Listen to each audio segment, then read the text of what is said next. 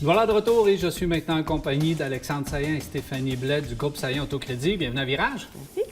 Alors, on va parler encore crédit, donc redressement de crédit. Mais juste avant, Alexandre, il y a du nouveau chez Groupe Saillant Autocrédit. Absolument. Avec le temps, on a réalisé qu'il y avait certains commerces autour de nous, des concessionnaires ou des garages indépendants qui vendent des véhicules d'occasion, qui avaient un besoin d'avoir un peu d'utiliser les ressources d'une spécialiste en deuxième chance de crédit, comme Stéphanie. Donc, il nous appelait puis il nous disait, est-ce que vous pouvez m'aider? Moi, j'ai un client qui passe pas au crédit, puis j'aurais besoin d'aide parce que je sais pas comment le faire. Alors, on a vu qu'il y avait un besoin. Puis, on a décidé, dans le fond, d'offrir ce service-là maintenant pour les commerçants qui n'ont pas une ressource à l'interne spécialisée là-dedans, parce que c'est vraiment une spécialité. Puis, on passe pour eux, le client, au crédit.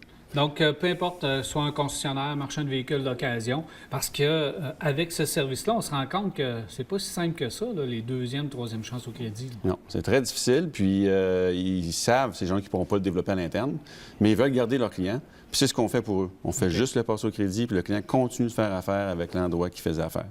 Donc, il reste là, il prend son véhicule localement là. Le client a encore son lien de confiance avec son commerçant à lui. Il n'y a pas de vente à l'interne ou quoi que ce soit. C'est pas nous qui prenons la vente. C'est vraiment, ça reste à eux. Ça reste à eux, mais vous l'aidez dans cette transaction-là parce que c'est vraiment pas évident de traiter un dossier de crédit. Non, effectivement, c'est un autre monde que le crédit régulier. Là. Ça prend quand même une expertise là, pour être en mesure là, de travailler ces dossiers-là. Stéphanie, toi, ça a l'air que tu veux me mettre à l'épreuve. Voilà, exactement. On va faire un peu.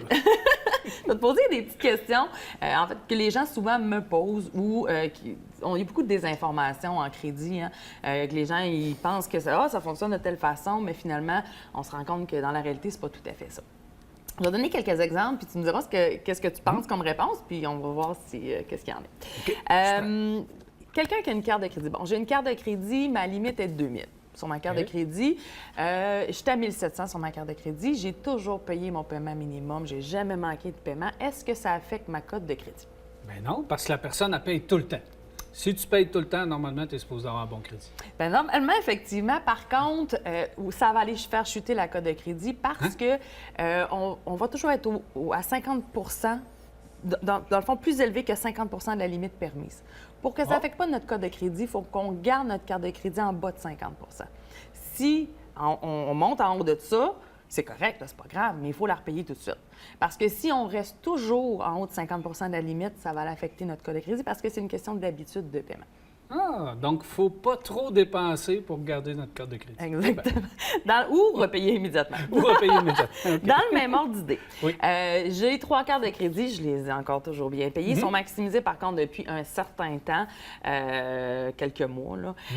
Je m'en vais pour faire l'achat d'une nouvelle voiture. Est-ce que ça peut nuire à ma demande de crédit?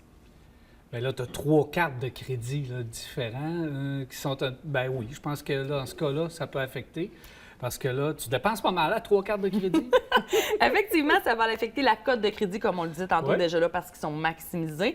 Mais c'est surtout, encore là, au niveau des habitudes de crédit, parce que déjà que ça va affecter la cote, les institutions financières ne regardent pas juste la cote, ils regardent la façon dont on paie nos choses. Okay. Donc, si on vient pour avoir un nouveau prêt auto, donc avoir une nouvelle dépense, mais qu'on n'a pas été capable de gérer ce qu'on avait actuellement, l'institution financière va dire « Oh, attends un petit peu, là. » Gérer dans le sens où tu payes, mais tu ne rembourses pas la carte. Exactement. Surtout si on n'a pas d'autres sortes de crédits à côté, si on n'a pas de prêt auto, si on n'a pas d'hypothèque, si on n'a pas d'autres prêts majeurs ou quoi que ce soit. Mais là, c'est sûr que l'institution financière risque d'être plus réticente là, parce qu'ils vont évaluer vraiment les habitudes de crédit. Eh bien, il faut faire attention à ça. On a parlé des bureaux de crédit la dernière fois. Ouais. On a parlé des différentes cotes, les R1 au R9 qui apparaissent au bureau de crédit. Quelqu'un qui n'a pas bien payé sa carte de crédit et qui est passé en recouvrement. Donc, on a eu la cote R9. Combien de temps ça reste inscrit à notre bureau de crédit? Combien de temps ça reste inscrit? Si tu as, je ne sais pas combien de temps, mais je dirais au moins 2-3 ans que ça reste comme on reste entaché. Oui, exactement. Mais en fait, c'est plus que ça. Et ça va dépendre du bureau de crédit, parce qu'on se souvient qu'on a 2 bureaux de crédit, Equifax, TransUnion. Du côté de Equifax, ça va être inscrit encore pendant 6 ans. Mais 6 ans à partir de la dernière activité. Parce que l'institution financière, elle peut courir après le client pendant un certain temps. Donc, si elle finit de payer, exemple, en 2017, mars 2017, mais qui ont couru après jusqu'en février 2018, bien, ça va être à partir de février 2018 que là, 6 ans plus tard, ça va s'effacer. Et ça, c'est du côté d'Equifax. Mais du côté de TransUnion, ça ne s'effacera jamais. Ah, ouais. Non, l'historique de crédit du côté de TransUnion reste toujours là. C'est d'ailleurs pourquoi il y a plus d'institutions financières maintenant qui travaillent les dossiers de crédit à partir de TransUnion pour avoir vraiment un global de l'historique, là. Et si quelqu'un, par exemple, qui paye toujours ses cartes de crédit à tous les mois, Oui. OK, et que, bon, il part en voyage, puis là, il l'oublie pendant un mois là, de payer sa carte de crédit, mais qui paye la totalité tout le temps, mais là, il y a un mois qu'il l'oublie, puis là, il reçoit comme de quoi que, bon, il n'a pas payé un mois, puis là, il n'a pas payé le minimum, là, parce qu'il n'a pas fait la transaction. Ce qui va arriver, c'est qu'il va tomber en R2. OK? OK. Ce qui est en 30 jours de retard de paiement. Quand il va recevoir son nouveau compte, on va voir qu'il y a un montant qui va être en souffrance. S'il paye automatiquement la totalité de sa carte ou les 2 paiements ou quoi que ce soit, il va retomber en R1. Par contre, le R2 va s'être cumulé dans l'historique de crédit parce que... Donc là, il va y avoir une tâche. Oui. Qui va rester 6 ans. Puis à la vie de l'autre bord. Mais par contre... Parce qu'il a oublié un mois. Là, Oui, ça va s'inscrire. Mais par contre, il faut être logique. Les analystes de crédit, quand ils regardent l'ensemble du dossier, s'ils voient qu'il a manqué un paiement, ça ne sera pas dramatique. Ça ne sera pas dramatique. Non. Mais la tâche reste là. Mais la tâche reste là. Ben, Dernière petite question. Oui. Quelqu'un qui a fait une faillite. Je viens tout juste de faire faillite. Ça fait 3 mois. Je ne suis pas libérée de ma faillite. Est-ce que j'ai droit d'emprunter pour un véhicule? Ben oui. Ça, je le vois, là, 100% accepté, faillite bienvenue. Bon, il y a de la publicité qui est faite au travers de ça. Là. Oui, c'est ça. 100% accepté. On met toujours un bémol, hein, parce que les 100% acceptés, c'est sûr que ça ne peut pas être 100%. Si ceux qui vont aller de l'avant, puis mettons que ça va être autre que les institutions financières, donc ça va être des prêteurs privés.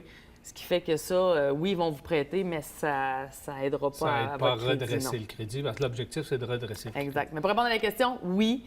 Par contre, évidemment, il faut que le syndic autorise que la personne puisse entrer dans un nouveau prêt, mais j'ai rarement vu qu'ils se sont objectés à ça. Bon, merci beaucoup, Alexandre. En terminant, s'il y a un commerce, une concession ou peu importe, l'organisme qui veut faire affaire avec vous autres, justement, pour le système de crédit, comment est-ce qu'on fait? Bien, dans le fond, ils peuvent contacter soit Stéphanie, soit moi. On est là pour eux. On a des contrats, des clauses de confidentialité qui existent. Donc, ces gens-là peuvent faire affaire avec nous en toute confiance, puis on va leur expliquer exactement en personne comment ça fonctionne. Merci beaucoup. Merci. Parfait. Alors, voilà, c'était Stéphanie Blais et Alexandre Saillant du groupe Saillant Autocrédit qui, eux, rétablissent votre crédit. Détruisent pas. On revient. Cette chronique vous a été présentée par Groupe Saillant Autocrédit, le numéro 1 en rétablissement de crédit automobile, plus de 700 avis Google positifs.